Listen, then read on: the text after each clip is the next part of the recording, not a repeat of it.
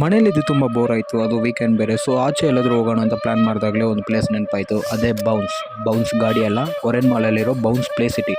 So ಪಟ್ ಅಂತ plan ಮಾಡಿ ಪಟ್ ಅಂತ ಗಾಡಿ ಹಾಕ್ಕೊಂಡು ಎಲ್ಲ ಫ್ರೆಂಡ್ಸ್ನೆಲ್ಲ ಕರ್ಕೊಂಡು ಸ್ಟಾರ್ಟ್ ಮಾಡಿದ್ವಿ. ಸೊ ಅಲ್ಲಿಂದ ಇವನಿಗೆ ಕಾಲ್ ಮಾಡ್ದ, ಇವನಿಗೆ ಕಾಲ್ ಮಾಡ್ದ, ಅವನಿಗೆ ಕಾಲ್ ಮಾಡ್ದ. ಬಟ್ ಇವನ್ನ ಯಾರು ಕರೆದು ಅಂತಲೇ ಗೊತ್ತಿಲ್ಲ. So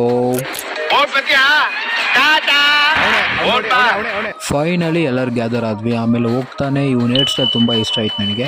so let start.